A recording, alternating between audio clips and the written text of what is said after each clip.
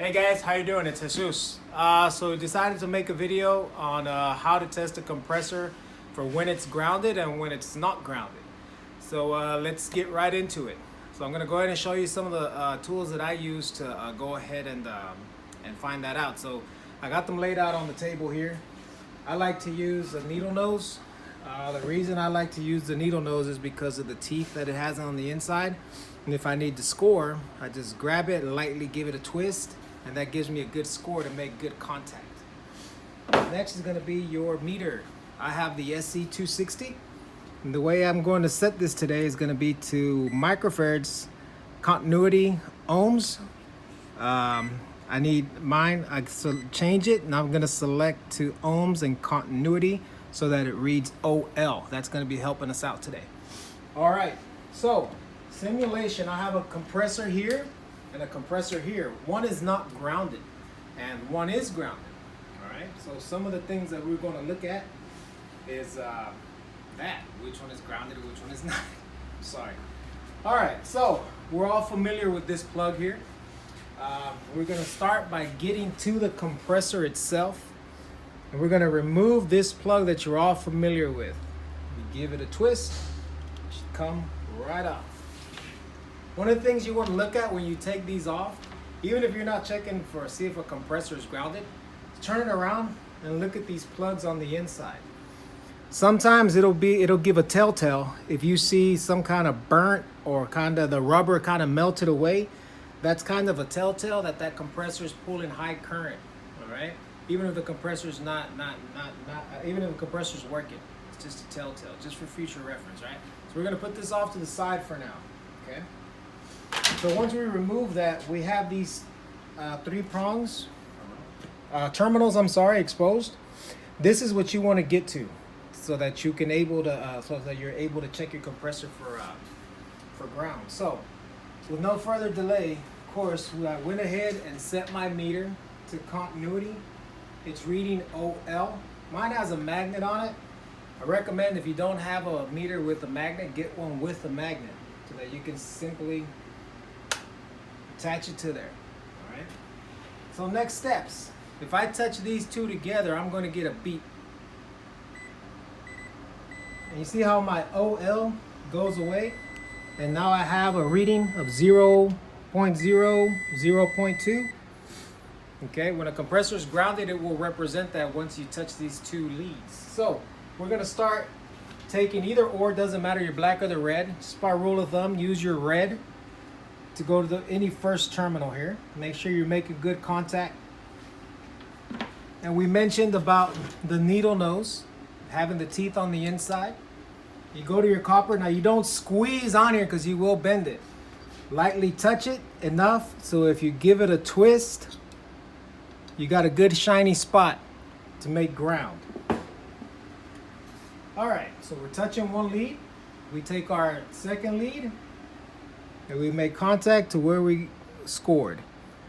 So if you look over at our meter, it's still reading OL. That means that there's no continuity met. This compressor is so far not grounded. But we're going to go to each terminal. So I go to the next terminal.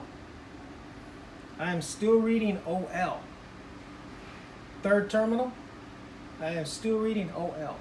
So that is a telltale that this compressor is not grounded. All right. So we're going to move to our second compressor here. Has the same terminals, has the same piece of copper. We're going to go ahead and score so that we can make good contact. Remember, again, do not squeeze because you will press this. It's a gentle snug and twist. And that will give you enough score to get a good contact. So again, our meter is still set to continuity and it's open OL. I'm going to take to the first terminal. Now I'm going to go to my score. I have a reading on that terminal. I'm going to go to the next one. See, as soon as I move it away, it goes to OL. If I go to my next one, I have a reading. If I go to my third one, I actually get a reading and a beeping. That means that this one here is actually, the other end of it is touching the housing somewhere internally. But either or, if you have any sort of reading, numbers bouncing around or a beep, when you go to a terminal, to a good ground, that compressor is grounded. All right? Now, it's real important that we go back and we look at this whip as well. We're familiar with these, and these have 3 wires. We know that one goes to the hermetic on the capacitor, and the other 2 go to your T1 and your T2 on your contactor. All right? Now, I'm gonna go ahead and plug this back in here just for so that it's in place. But some of these wires sometimes lay low and they touch the bottom housing of your condenser. Sometimes the combination of dirt, water, rust that all lays down there, it could cause these to fade away, and it could expose the copper on the inside and cause a ground, simulating that the compressor may be grounded. All right? So what we do in these is we need to inspect these wires. The best way to do that, in my opinion, is you know that when these are inside, these are zip tied together, is to unzip them, unplug them from the capacitor, unplug them from terminal 1 and terminal 2, so that each one is exposed. Inspect each wire, starting from the contact, starting from the plug, and inspect it all the way back to where the connection is made at the other end. What we're looking for is we're looking for scores.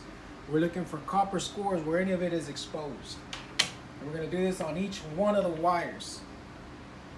That will eliminate the fact that these wires are not touching ground or exposed to where they could be potentially touching ground. So these wires look pretty good. All right? Second thing we can do on these, to extra sure that there's not a break on the inside, is we're going to use our meter and we're going to leave it on the same continuity.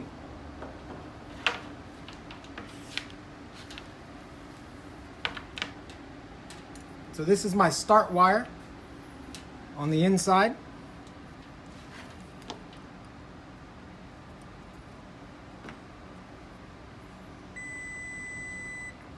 So there is no break between this wire.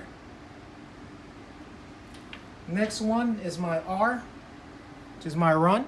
This one here. There is no break between this wire. Last but not least is our common. We make our good contact in there. And there is no break between this wire. That concludes this lesson. Thank you so much for watching.